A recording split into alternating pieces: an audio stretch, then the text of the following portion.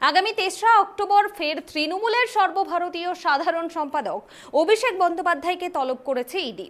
আগামী ৩রা অক্টোবর সকাল 10:30টায় তাকে সল্টলেকে সিজিও কমপ্লেক্সে হাজিরা দিতে বলা হয়েছে। নিয়োগ দুর্নীতি সংক্রান্ত মামলাতেই অভিষেককে এবারেও তলব করা হয়েছে। গত 13ই সেপ্টেম্বরও ইডির জিজ্ঞাসাবাদের মুখোমুখি হয়েছিলেন অভিষেক। তবে এবার অভিষেকের বাবা মাকেও ইডি তলব করেছে। অভিষেকের সংস্থা লিপস অ্যান্ড বাউন্সের ডিরেক্টর হিসেবে রয়েছেন অভিষেক বন্দ্যোপাধ্যায়ের বাবা অমিত ও মা লতা বন্দ্যোপাধ্যায়। শুধু অভিষেক বন্দ্যোপাধ্যায়ই নন, নিয়োগ দুর্নীতি মামলার তদন্তে এবার তৃণমূলের সর্বভারতীয় সাধারণ সম্পাদকের বাবা মাকেও ডেকে পাঠালো ইডি। খবর কেন্দ্রীয় এজেন্সি সূত্রের। জানা গিয়েছে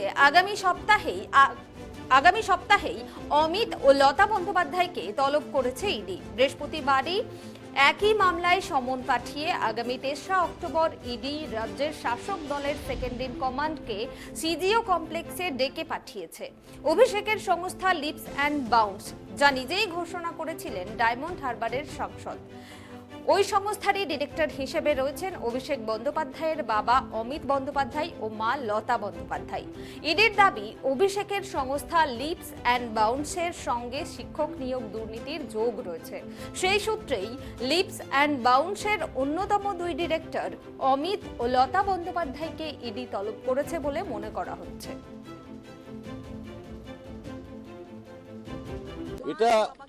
এটা হচ্ছে একটা পলিটিক্যাল প্লয়ের আদর্শ নিদর্শন।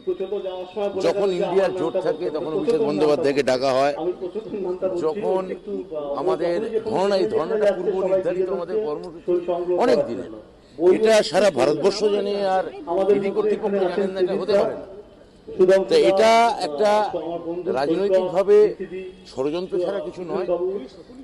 আমরা বলতে পারি আমরা সর্বস্তরের প্রতিবাদ জানাই, ধিক্কার জানাই, এবং আমরা বলবো যে এই দিনটার ক্ষেত্রে, যেহেতু এটা আমাদের পূর্ব নির্ধারিত দলীয় কর্মসূচি, আমাদের নিশ্চয়ই দলের আরো যারা উচ্চপদস্থ যারা লোক আছেন তারা নিশ্চয়ই নিয়ে বলবেন।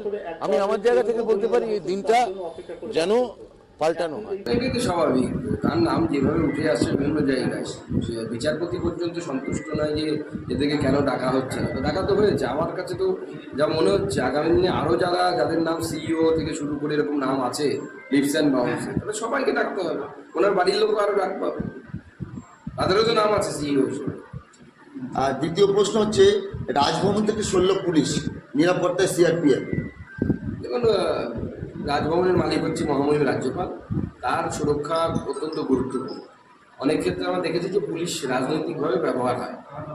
রাজ্য সরকার এবার নিজে সরিয়ে নিয়েছে নাকি রাজ্যপাল সরিয়ে দিয়েছে, সেটা তার পেরে হয়েছে।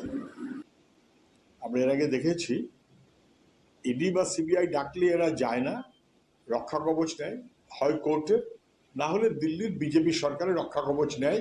এটা আমরা বারবার দেখেছি।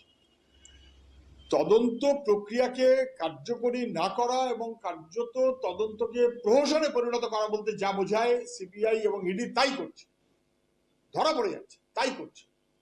এবং এখন তো আরো স্পষ্ট হচ্ছে যে আরএসএস এর মনোভাবে দিল্লি যেহেতু পরিচালিত হয়, অতএব দিল্লি এমন ভাবেই চলতে চাইছে যাতে তদন্তর মধ্য দিয়ে বরং অভিষেক ব্যানার্জিতে সাহায্য করা যায়।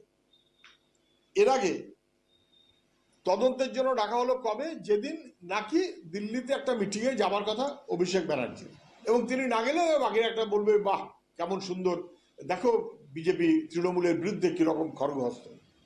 তারপর আবার এই 3 তারিখ, সবাই জানে যে 3 তারিখে নাকি অভিষেক ব্যানার্জি দিল্লি থাকবেন। 10 লক্ষ লোক ফালতু, 50,000 লোক ফালতু, এই কিছু তৃণমূলের নেতা টেতা নিয়ে মোচ্ছক করার জন্য হলেও যাবেন। 3 তারিখেই ডেকেছে কেন? টু গিভ দি স্কোপ, যাতে অভিষেক ব্যানার্জিরা বলতে পারে যে দেখো আমাদের প্রোগ্রামকে কত ভয় পাচ্ছে। তৃণমূলকে কত বেশি রেলিভেন্ট করা যায় তার জন্য এখন তদন্তকে ব্যবহার করা হচ্ছে। এইভাবে ডাকাটা ঠিক হয়নি। তদন্ত না করে বরং তদন্তের নামে তৃণমূলকে রেলিভেন্ট করার প্রচেষ্টা হচ্ছে।